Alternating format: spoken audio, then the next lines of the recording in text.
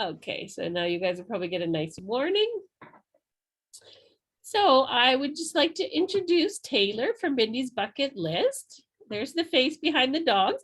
Hi, everyone. Thank you so much, Barb, for having me on. We've chatted before, but you've always been so sweet. And I love the pet subscription boxes. The idea is great. I always loved every box we had. It's a great little business. I think it's great to provide those options to people, especially we're all busy, right? So something like that is perfect. Thank you. So why don't you tell us a little bit about yourself and how you got suckered into the enrichment game?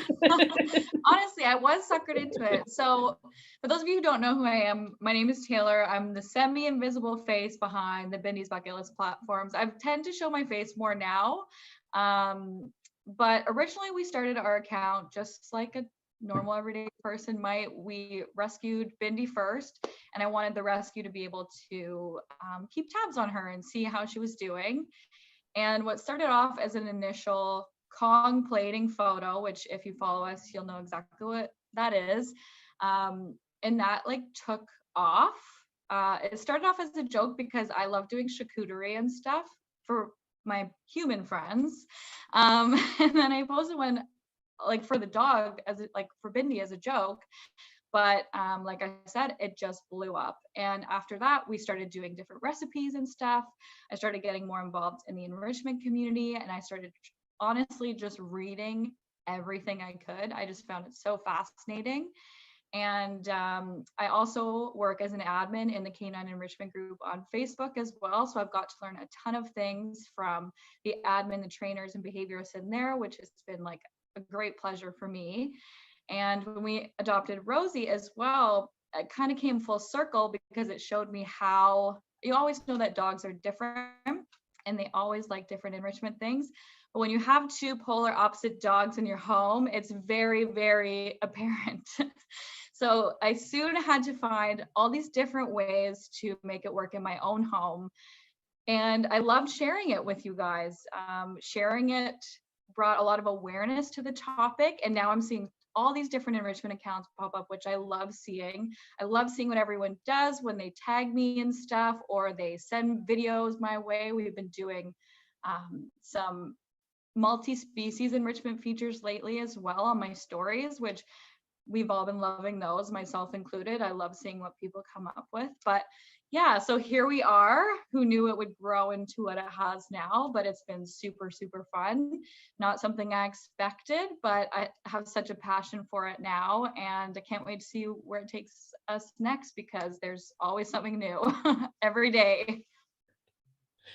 Yes, I have two opposite dogs as well. And we've got the crazy lab border collie who's turning 12 tomorrow, that I can't believe we kept her alive this long. That's awesome. And then we have our lab who's just, he's nice and calm. Other people think he's crazy, but I think he's calm compared to the border collie. Yeah, right. And it's true. Like in multi-dog homes, it's very funny because it's always in your face when you have two opposites. And that was Rosie from the get-go.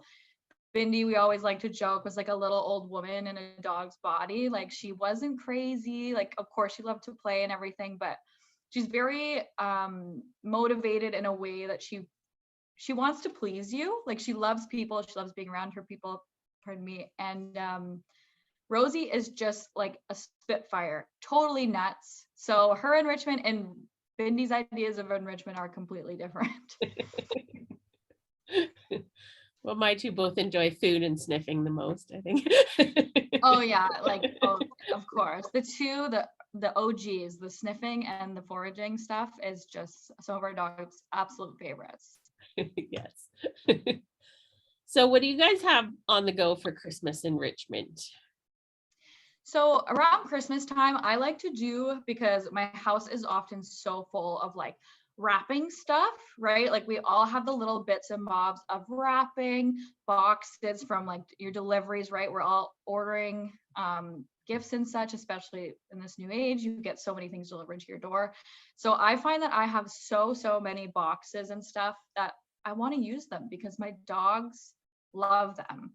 And it doesn't have to be expensive. That's a big thing I always try and reiterate as well, because there are amazing products for enrichment, but there's also so many DIY options out there.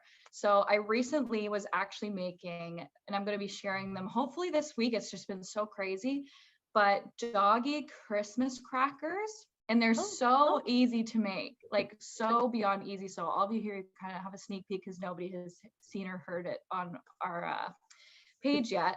But all you need is a toilet paper roll, and either you can use tissue paper or even just like I was using seasonal napkins. And all you have to do is, sorry, it's blinking on me, is put some treats inside, stuff it with some paper, and then you're to wrap it around, and it's going to look like a little Christmas cracker, and it can be completely destroyed and all that good stuff foraged about to get the treats inside, and you can make about 1 million of them because they're really cheap and easy, but they work great. So things like that, it's just kind of just time to get creative, right? There's so many things going on.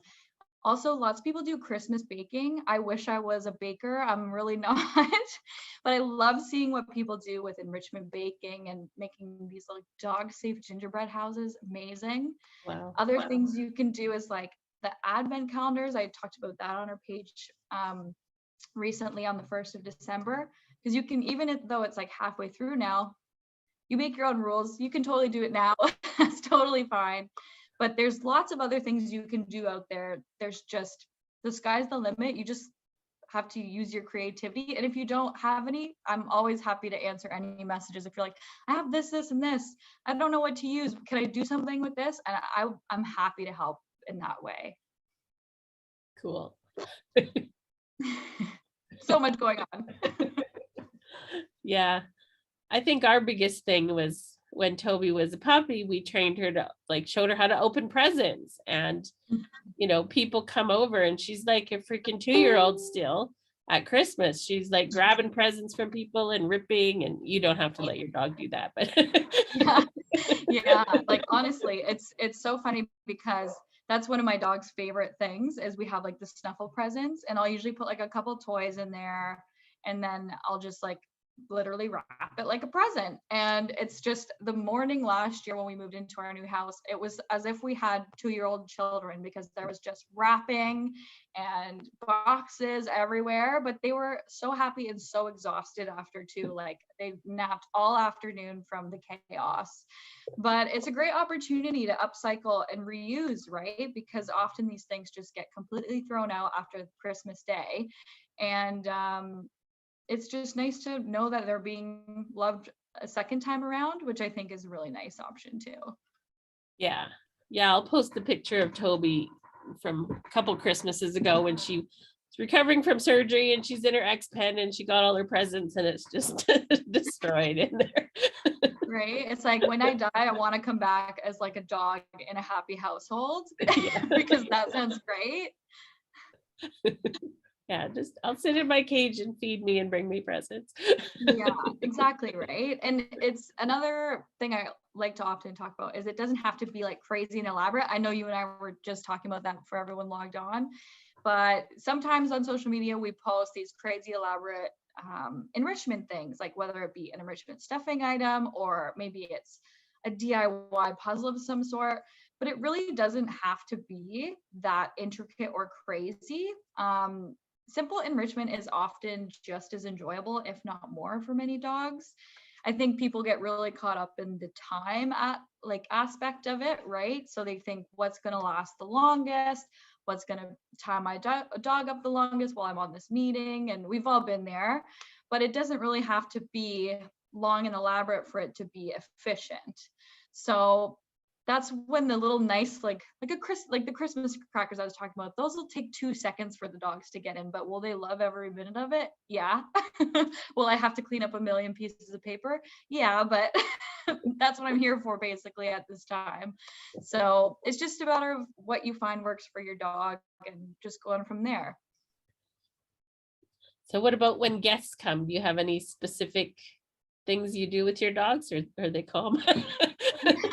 That's a really good one, because people around the holidays obviously have visitors or are going to see family. I usually stuff a couple Kongs or just stuffable toys, because usually my dogs are crazy when people are first coming in, but then they're fine. It's just the initial, oh my God, hi, how are you? And they're just so excited for people to be there and freak out. And then after that, they're usually pretty calm, but it's still nice to just keep it that way. So having a couple stuffed enrichment toys is never a bad idea. Also, too, if we have kids, like some of my fiance, his nieces and nephews, like if they're coming over, I like to have like a separate area where the dogs can go to just have time alone if they want. So that's a great time where I can put them in the room with a Kong and have a gate up so that the kids can't come bother them. Just give them that time while also making sure the whole house is not going crazy, right? Because it tends to be a little nuts. But yeah, I think go-to would be the Kongs for sure. Yeah, the people that have visited me can attest to this, that I accidentally trained Toby to jump up and smash people in the chest when they come visit and then look at me for a treat. But she's 12 now. What do I do? She's old. She's like living her best life. Yeah. So, if people come that don't know us or are not dog people, ours get penned with their treats of some sort to keep them calm. So there's minimal shrieking and smashing. But yeah. Most people are dog people, so. Yeah, most people that come to our house are dog people, and if they're not, they become them in a hurry, because our dogs are very much magnets to people. They're like this, like we joke around that they're like little fuzzy heating blankets, like they're just got to be right here. And but having little outlets that they can do to not bother people or ramp them up, because I find some enrichment obviously ramps your dogs up. Like I'm not going to take out the flirt pole when all the guests are there. That's just going to be ultimate chaos, right? So having something calming, like something that initiates the act of licking, for example, even a lick mat. I had said the Kongs, but a lick mat would work great too. Or in the summer, like a doggy popsicle or anything like that. Those are all great options. Even a snuffle mat in a separate room is a good idea too. Just one of those options where everyone can kind of just stay cool. Even if the party is roaring, at least the dogs still have a good peace of mind. Cool. So any other Christmas holiday tips before we open up for questions? I would say for Christmas, that's a hard one, because I find that it's really based for me on my own traditions. So I urge people to look at what they do with their families and then go from there, right? So for example, as kids, obviously we always did like cookies and milk. So I always would make this little topple, and I'm going to be posting it within the coming weeks. And I wanted to make one that was like a cookies and milk for dogs. So it's obviously dog safe ingredients to take on that fact, but in a cute little topple. And then we talked about the snuffle presents. So that's a big fun one that we do as well. We also, Rosie loves the snow. So there is some great enrichment options for outside as well. Hopefully if we get some snow and it's not this really weird weather we're having here in Ontario, where it's like it was 17 degrees on Saturday. Holy cow. Right? I was like, is this spring? Like, what is going on? But we have snow and we're 20 below. So I'm so weird over here right now, but there are great snow options when it's also not too cold. We obviously don't want to have our dogs outside for prolonged periods when it's crazy, crazy cold out. But in the enrichment group, there's actually a man, I believe he's in Halifax, but he's notorious for making these elaborate dog tunnels in his backyard out of snow, and he reinforces them. So he has I think he has 5 pugs, and he makes these little tunnels, and he has ramps on them and different windows and all this really cool stuff that's really, really cool to see. But even the act of scatter feeding in the snow, I know my dogs love that when it's not super crazy, or scent games, anything like that. Or even just going for a nice sniffy walk in a new area. Especially this time of year, there's different critters out or not out. So it's always a great idea to get outside when you can, and it's nice. It's good for our dogs, but it's also obviously good for us, especially with the weather changing, it has so many effects on our emotions, and our dogs too, right? Our emotions definitely reflect on our dogs. So in that sense, I would just say be as creative as you want. It doesn't have to be crazy, but I always look for inspiration in the things around me this time of year. Cool. My glasses are screwing. Don't worry, I had to take mine off because they were reflecting. I would have like been blinding you all. Okay, does anybody have any questions? You can unmute yourself, or let's see, is there a hand up in here somewhere? Whatever. I'm not sure. I don't think so. Yeah. Mm-hmm. Okay, Emma, I know you have a question. You're good with questions. It's a hard one, right? It's because there's so many different things to ask on. It just, if you have anything at all, and even if you don't think of one today, feel free to message me anytime. I try and answer as many of the questions as I can. I'm obviously only one person, so sometimes I get a flood of messages and I can't answer all of them, but I always try to get through them, even if it takes me a while. Nobody has questions? No worries. Well, that's weird. That's all right. That's all right. I do have a question, but I have somebody came to our house right now. Don't worry. I know the struggle. Believe me. So he's going a little bit ballistic here right now.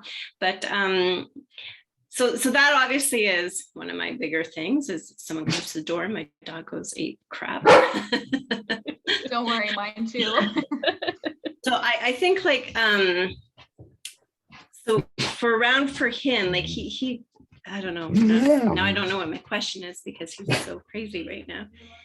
Don't worry. But how would you, in your house, would you like introduce them maybe, I guess, to a new person? Because that's when he kind of goes the most crazy, is when people initially come in and he's not like, he's really good with people. Other dogs don't like him, which we know. So I keep him away from other dogs, but it's how to tell them, like, he's not ferocious barking. It's, I want to meet you. Yeah. So are you meaning like on a walk or when someone's coming into your house? Well, walks, I tend to be very careful as well, just knowing my dog, that other dogs don't like him. And he actually, on walks, he will just be walking, and the most well-behaved dogs could be on the other side of the street and they will literally come over and jump him. Yeah. It's hard sometimes, right? I get the struggle because with our two girls, I find that Bindi is very, very protective of Rosie. So if one dog isn't acting how Bindi deems acceptable, she gets really rigid and can be really reactive. Like, not now, I'm going to get you away, but she's a nervous barker. So honestly, what I always do is I use a lot of food. I use a lot of treats, and there are treats all over my house. Like, I have that container bar from the one box where you had like the treat container, and that's right at my front door. And because I try to positively reinforce anything good, but it's a matter of making sure you have that at the right moment, right? So for us, say if I know someone's coming to the door and they're gonna freak out, one option is to do like a drop scatter of their like favorite treats on the floor, because that sometimes will take their mind right off of the person that's coming to the door or something walking by the door, and their initial thoughts is, okay, I'm going to actually focus my time on this, right? One thing we also have at our house, and it's not necessarily like a training thing, is I have a permanent swinging gate in the front of our house. And I originally put it there because sometimes I like the dogs to do enrichment on their own and by themselves, but they always like to snoop into what the other one has every time. So to have this gate, it allows me like a space to, okay, if I want to gate them away from each other so that they can actually enjoy something, we can do that. But it also gave me a good barrier for teaching door thresholds with my dog. And that way, if people were coming, we could close the gate so that we knew that they wouldn't rush to the door and freak out and be so excited and knocking people over. But it also made it so that I could be directly beside the dogs when that was happening to, again, positively reinforce if they were calm and sat down and were looking at me. But it also depends on your dog, right? That's a hard one because every dog is different and some dogs don't respond to food. So does your dog respond to food usually? No. You like ball. Ball. Likes the ball? Very ball. Ball's a good one. So sometimes on walks, what I was doing is I'd have a couple balls like in a sock. Yeah, very smart. To kind of look, Booker, I have a ball, and to get him, I said ball, so now he's looking at me. But yeah, that's a great idea to motivate that way. But just because of his breed, we get a lot of control your dog. When I'm like, it's not necessarily him; it's the other dogs react to him. I mean, he would play all day if he could. Yeah, a person or another dog, but they.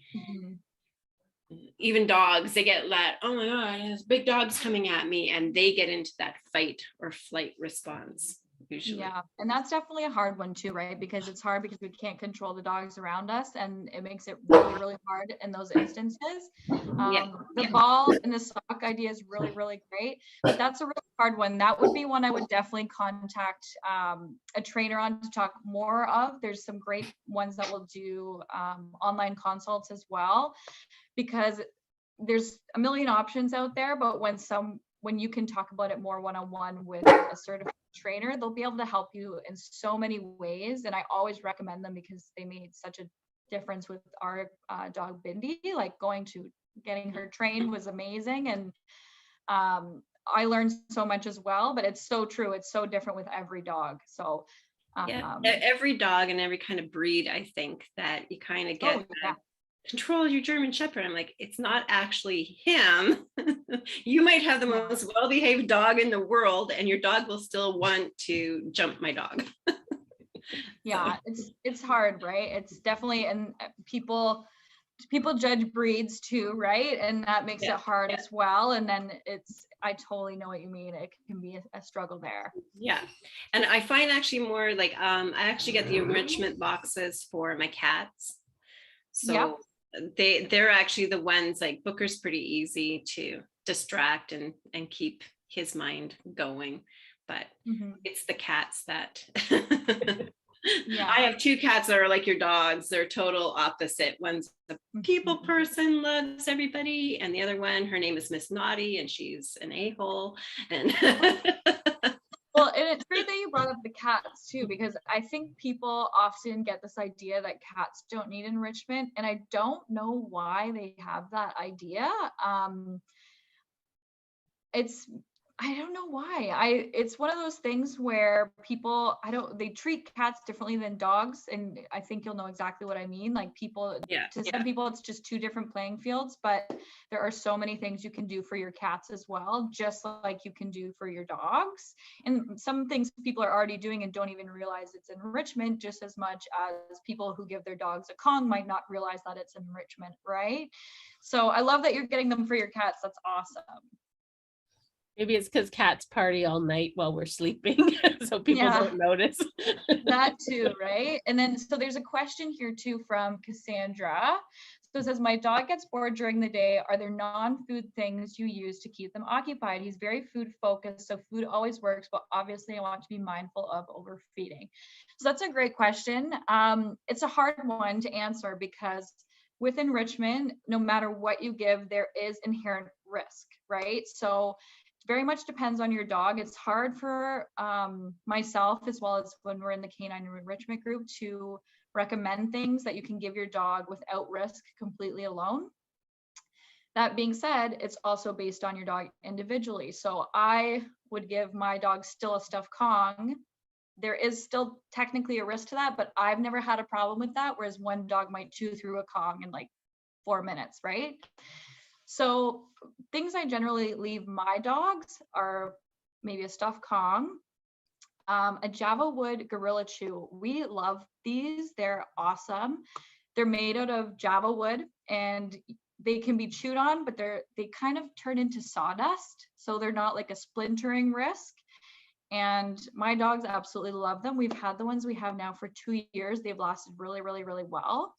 And stuff like Benebones and stuff. But then again, with stuff that's that hard, you obviously have to be careful. There's still a risk of chewing risk, right? It totally depends on the dog. And again, it depends on what you're willing to leave at home.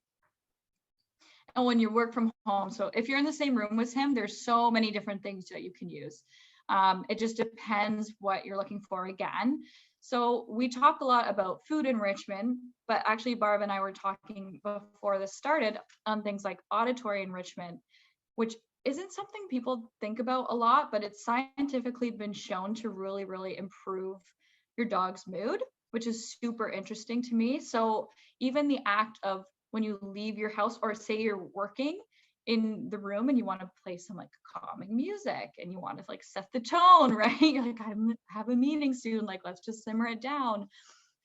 Things like that. You said you don't want to worry about the overfeeding. So what I usually recommend for that is feeding meals in your enrichment toys, a kind of 2 birds, 1 stone kind of scenario. That way you can be sure you're not overfeeding, but then you also get the benefit of the feeding toy as well. Some other options I'm trying to think of that aren't food motivated. A lot of the non-food motivated ones I find are like outdoor, like flirt pole you could do like outdoor on a nice day. It's not something you're going to be doing when you're working from home, really, right? Snuffle mat is a big one, but again, food motivated. Bubbles is a good one, but your dog will either love them or hate them. Bindi does not even look at them like they're there, whereas Rosie will run after Bubbles all day long. Then there's things like dog TV, which I actually recently just talked about on our TikTok. And that's another one where your dogs will either love it or they won't even recognize it being there. Both my dogs love it. They go crazy for the nature channels, things like that. Is there anything you can think of that I'm missing, Barb? Not really. Like I personally do a lot of food because my dog is nuts. And the more I do things that, you know, like Bubbles or that, she just amps right up and amps up. And so I'm more like, oh, here's your nice calm thing. Yeah. It's funny though, too, like they get to know things. Like I watch Law and Order a lot. It's my favorite show. And I've watched it, I guess, for 20 some odd years since it's been on, reruns, doesn't matter. And I use it to go to sleep. So now whenever Law and Order comes on, she goes to sleep. So it's a calming thing too. And I find that even just the act of having a routine can make a huge difference as well, because dogs are very routine oriented animals, right? So what I usually do for my household is usually they have their breakfast, it's in the morning. I'll usually do something after Joe leaves for work, like maybe a snuffle mat or maybe I'll have had some of their breakfast in a frozen toy. And then I'm usually working, right? So I'll be working, and they just kind of chill out. They've had their morning, whatever. And then usually at lunchtime, which is very lucky, I should say, because I'm working from home right now. I'm going back to work soon and I'm dreading it. But, and then I let them outside. They have some outside time. If it's a nice day, I'll bring out the flirt pole because they love that. Or we'll do like a scattered snack in the grass is another really, really easy enrichment that they go crazy for. In the winter, I like to drag out my ball pit. So in the summer, I usually have like a kiddie pool filled with water, but I don't want it to go to waste. So in the winter, like I clean it all out and then I bring it inside and I use that during the winter for like some indoor enrichment. So originally we filled it with about 200 play balls. So that was fun. The dogs love that, but those balls are long gone now. That was 2 years ago. But now I just fill it with other things, whether it be like scrap paper that I've just had shredded, or you can do like towels and make little swirl puzzles in there. Egg cartons is a great one, or even just paper tubes. Another really cool one I've seen is like pool noodles, but cut up so they're little discs. and then you can put scents in there or treats, what have you. Some dogs just love digging in it, to be honest. So that might be another non-food motivated option as well. Some dogs just love to dig through it and make a mess, of course, because nothing can ever be clean with dogs. But yeah, I hope that helps a little bit. That's about the same thing I do too. Like, you know, get up, do your whatever routine. The dogs get some sort of, usually a food toy that moves around or scatter feed, and then they settle. And then when I move again, they get up, we eat whatever, give them something, and then we settle. No problem. Thanks for your question, Cassandra. And yeah, it's so true. I find that the act of having a routine really helps. And especially too in the winter, obviously our routines change. So depending on how cold it is or how crazy it is outside, I'll tend to do more indoor enrichment, especially because Bindi will protest because she is like, there's no way I'm going out there right now. So even just like interactive play. And I think that's a big one that often gets overlooked because obviously everyone's busy. We love our dogs dearly. We love our pets dearly, but we don't always think about the weight of interactive play when possible, right? Like sometimes we can't, and sometimes also disabilities come into play, and people should never feel badly about that, right? But if you can interactively play with your dog, chances are you'll see that they absolutely love it. Like I know Bindi with us is like a huge tug fanatic. Like that dog could tug all night long and my arm, like I would have no shoulder left, right? But even just the act of some tug after dinner in our basement and the dogs running around, they're just out at 7 o'clock. They're just done for the night, right? And it's just the small little things that you can do to add some fun and variety into their routines that makes just a world of difference for animal welfare in general. Yeah, even just like take 2 minutes and try to train them a new trick or do some doggy fitness exercises. That, I mean, okay, Toby gets amped up and is like more, but most dogs calm down after, you know, a couple minutes of that type of thing. Yeah. Exactly. Yeah. I totally agree. And it's one of those things too, that it comes with knowing your dog as well. And what works for one dog may not work for another. And what might be calming to one dog might amp up another. I see all kinds of different scenarios and it's super fascinating to me. But dogs really are individuals just like we are. Obviously, they're much different than us, but they all are individual in what they like and what they want to do. So I find the best routine for that is just to try a bunch of things because you'll never know otherwise, and then modify accordingly, right? And then go from there. Cool. So anybody else have questions? Kathy or Emma? We haven't heard from you guys yet. We're just blabbing over here. It's like word vomit. See what happens when you get me talking about enrichment? I don't shut up. That's okay. You can keep going.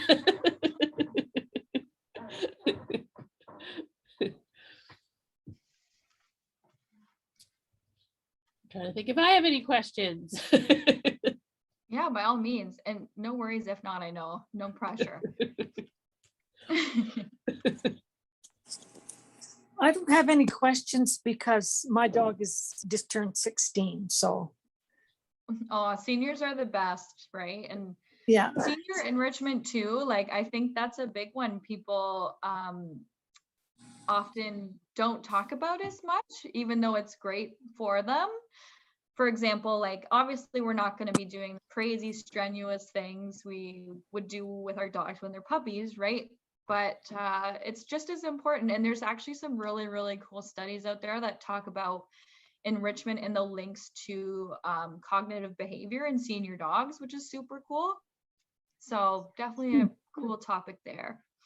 Actually, he does love the scattering the treats in the grass or on the floor. He loves that. He's very energetic to find those treats.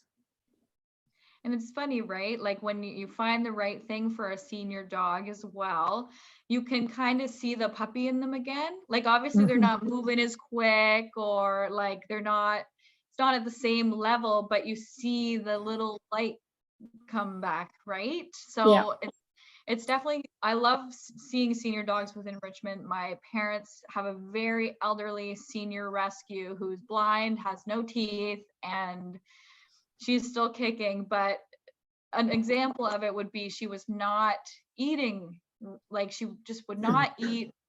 And then my mom would always joke around and be like, well, you'll never guess what I did. I did your towel thing. And she ate her breakfast every day this week, right? She just put them in a snuffle towel.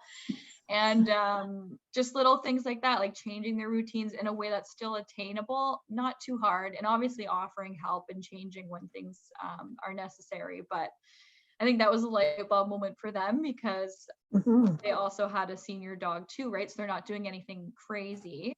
But seeing that happen, she was like, oh my gosh, I'm going to do this again because it worked. Well, Mario has, I think, only 4 teeth. Oh. He's almost blind and he can't hear very well anymore, but he can sure smell. Oh, yeah. His sense of smell is really good. I've had him in nose work since he was 10. Yeah. He's got lots of nose work titles, but now with COVID, I'm not vaccinated, so I'm not allowed into the trial things, but yeah, he did pretty good. We did some online trials last summer and he got titles. So even, at 15, the parkour ones, he got the parkour COVID one. Yeah. See, So that's awesome. Especially I think I'll just stick with the toggle things with the treats in and do his the scattering of food, which he loves. There's so much you can do with the nose, right? Like there's lots of different things, and like you said, the scatter feeding is great for senior dogs. Little things like the snuffle mats too, but I know my dogs love it just in the grass. Like the grass is in the spring and in the summer. Even now in the snow. Even in the snow, he still does. Oh, absolutely. I do have a snuffle mat that I was using for him, but I became allergic to polyester and they're made of polyester. Oh no, yeah. So I had to give it to Barbara, so she's got it for her too. Yeah. But that's okay.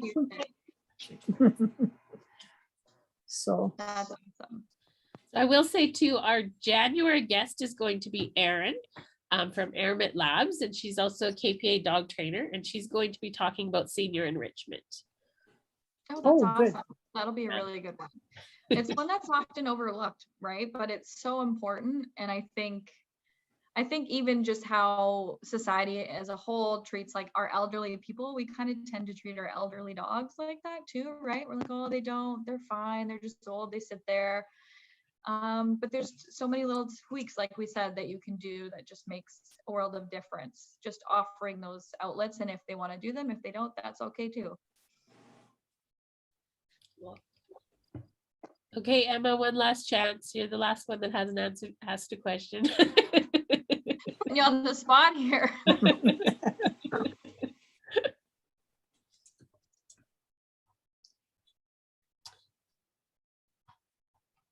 Okay, well, I guess if there's no more, this would be frozen. No worries. I can still see you, so don't worry. Okay, good. Okay. Excuse me. I guess if there's no more questions, we will let you go. And thank you so much for coming and chatting with us. And we'll maybe try and get you back again next year sometime. Yeah, absolutely. Thank you so much for having me on, and I appreciate everyone's questions. And if you ever have any other questions, just reach out to me on Bindy's Bucket List on Instagram or through our email, which is just bindysbucketlist@gmail.com. But thank you so much, Barb, for having me on. You know, I love you guys and your brand is great. So, oh, and you can buy these cool shirts too. I love it. I love the pink. I should have worn mine. We could have been matching. Yeah, that would have been funny. I know that would have been good. But thank you so much. And I hope everyone has a great night wherever your time zone you're coming from. Okay, thank you. We'll see you on Instagram. Yeah. Bye, guys. Bye.